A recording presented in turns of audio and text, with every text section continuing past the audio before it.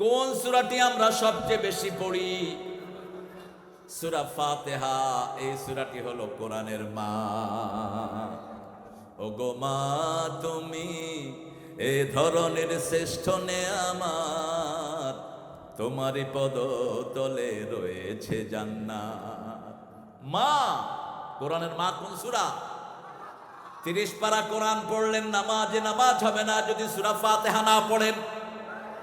সবচেয়ে বেশি পড়েছেন রাসূল সাল্লাল্লাহু আলাইহি ওয়াসাল্লাম সূরাতুল ফাতিহা, তারপরে পড়েছেন আরেকটি সূরা যেটা 10 বার পড়লেই জান্নাতে একটা প্রাসাদ তৈরি হয়ে যাবে। কোন সূরা? কোন সূরা? আল্লাহু আকবার। সবার মুখস্থ আছে না নাই?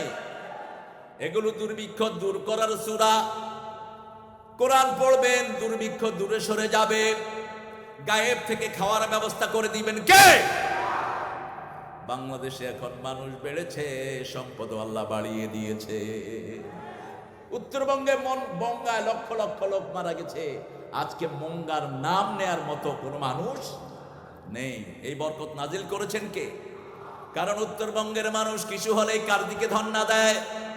কার দিকে ধন্না দেয়? এই উত্তরবঙ্গের নিচে এত দামি খনিজ সম্পদ আল্লাহ দিয়েছেন। আমেরিকার লোকেরা গবেষণা করে দেখেছে উত্তরবঙ্গ পুরাটাই খনির উপরে ভাসছে। যেই খনি এখানে আছে কয়লার খনি, এই কয়লাতে কোনো ময়লা নাই। কয়লা ধুইলে ময়লা যায় না, এখানে ময়লাই নেই। কয়লাগুলো এক ট্রাকে উঠাবেন, এক ট্রাক কয়লার দাম হলো 10 লক্ষ টাকা। পুরা উত্তরবঙ্গ কয়লার উপরে ভাসছে। কয়লার নিচেই থাকে তেল, তেলের নিচেই থাকে গ্যাস, গ্যাসের নিচেই থাকে স্বর্ণের খনি। যেই খনিজ পদার্থ আল্লাহ দিলেন, এটা যদি উঠতে পারে, সফলভাবে উঠানো যায়, উত্তরবঙ্গের প্রত্যেকটি গরিব মানুষ 10 থেকে 15 কোটি টাকার মালিক হয়ে যাবে। কিন্তু এটার জন্য এক মালিকের কাছে ধন্না দিতে হবে, যিনি এগুলো দান করেন। তিনার নাম কি? আল্লাহ বিরোধী হওয়া যাবে না, মসজিদমুখী হতে হবে। রাজি আছি তো?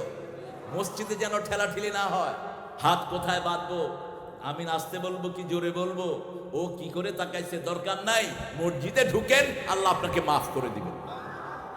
হাত যেখানেই বাঁধেন নামাজ হয়ে যাবে, ঠিক কি না? হাত না বাঁধলেও কি হবে? কথা বলেন, কি হবে? নামাজ হয়ে যাবে। একজন বেদুইন মসজিদে ঢুকলেন, রাসূল সাল্লাল্লাহু আলাইহি ওয়াসাল্লাম কে বলছেন, I don't know how to pray, just few days ago I have accepted the Islam. ইয়া রাসূলুল্লাহ, আমি জানি না কিভাবে সালাত আদায় করতে হয়। আমি কয়েকদিন আগে কালেমা পড়ে মুসলমান হয়েছি, আমি তো জানি না কিভাবে সালাত পড়তে হবে। What should I do? এখন আমি কি করব? রাসূল সাল্লাল্লাহু আলাইহি ওয়াসাল্লাম বললেন, তুমি সুবহানাল্লাহ আলহামদুলিল্লাহ পড়ো। যারা সালাত আদায় করবে তাদের মতো সওয়াব আল্লাহ তোমার আমলনামায় দান করে দিবে। মসজিদে যাওয়াই হলো নেয়ামত। মসজিদে যারা যায় তাদের থেকে দুর্ভিক্ষ দূরে চলে যাবে। কার ওয়াদা? কার ওয়াদা? আল্লাহর ওয়াদা। জানেন তো সবাই, 2টি আয়াতে আল্লাহ ওয়াদা করেছেন, যদি দুর্ভিক্ষ থেকে নিজেকে বাঁচাতে হয় 2টি কাজ করবা। কয়টি? 2টি কাজ। ইবাদত করতে হবে কার? সুন্নত মানতে হবে মুহাম্মদ সাল্লাল্লাহু আলাইহি ওয়াসাল্লাম। এই 2টি কাজ আমাদের করতে হবে, তাহলে আমাদেরকে বিপদ থেকে হেফাজত করে দিবেন কে? আল্লাহ সেই ওয়াদা দিচ্ছেন, ফালিয়াবুদু, পড়েন, ফালিয়াবুদু রাব্ব হাদাল বাইত আল্লাযী আত'আমাহুম মিন জু' ওয়া আমানাহুম মিন খাউফ। এই ঘরের রবের ইবাদত করো। আল্লাহু আকবারটা খুব মরা হয়ে গেছে। আল্লাহু আকবার আরো আসতে বলেন, আরো চিৎকার করে বলেন আল্লাহু আকবার। এই আল্লাহু আকবার ধ্বনি বিপদ দূর করে দেয়। এই আল্লাহু আকবার ধ্বনি রহমত নামায়।